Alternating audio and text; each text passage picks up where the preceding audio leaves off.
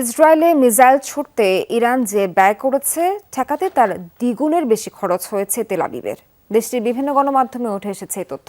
মঙ্গলবারের হামলায় প্রায় $20 কোটি মূল্যের ক্ষেপণাস্ত্র ছুড়েছে ইরান, আর সেগুলো ভূপাতিতে তেল আবিবের আনুমানিক খরচ হয়েছে $45 কোটি।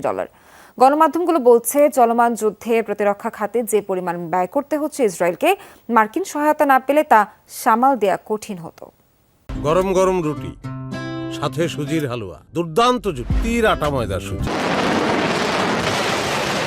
ইসরায়েলি ভূখণ্ডে গতবারের চেয়েও এবার আরও শক্তিশালী হামলা চালিয়েছে ইরান। বিভিন্ন গণমাধ্যমে উঠে আসছে ইসরায়েলের ক্ষয়ক্ষতির চিত্র। তেহরান প্রায় 200 মিসাইল ছুড়লেও বেশিরভাগই অবশ্য ভূপাতিতের দাবি ইসরায়েলের। ধারণা করা হচ্ছে অত্যাধুনিক আকাশ প্রতিরক্ষা ব্যবস্থা অ্যারো 2 ও 3 দিয়ে এসব ক্ষেপণাস্ত্র প্রতিহত করেছে দেশটির প্রতিরক্ষা বাহিনী। এবারের হামলা ঠেকাতে আয়রন ডোম ও ডেভিড স্লিং প্রতিরক্ষা ব্যবহার করা হয়েছে কিনা সেটি স্পষ্ট নয়।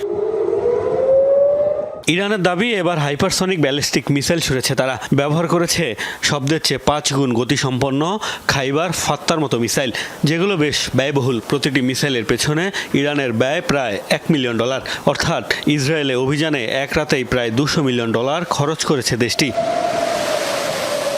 অবশ্য ইরানের দ্বিগুণের বেশি অর্থ গুনতে হয়েছে ইসরায়েলকে।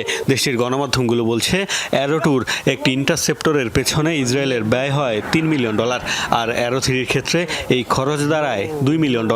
অর্থাৎ মঙ্গলবার রাতে ইরানের হামলার প্রতিহতে ইসরায়েল যদি 180টি অ্যারো মিসাইল ব্যবহার করে থাকে, তবে তাদের খরচ হয়েছে আনুমানিক $450 মিলিয়ন।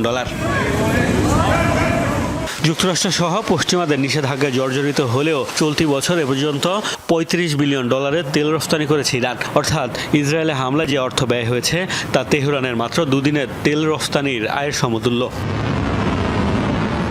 গাজায় আগ্রাসনের প্রতিবাদে গত 1 বছর ধরেই লেবানন, ইরাক, ইয়েমেন সহ বিভিন্ন ফ্রন্ট থেকে ইরান সমর্থিতদের হামলা ঠেকাতে হচ্ছে ইসরায়েলকে।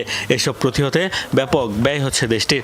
যদিও খরচের বেশিরভাগেরই যোগানদাতা যুক্তরাষ্ট্র। মার্কিন সহায়তা না পেলে প্রতিরক্ষা ব্যয় মেটাতে হিমশিম খেতে হতো তেল আবিবকে, মত বিশ্লেষকদের। মোস্তফা মাহমুদ, যমুনা নিউজ।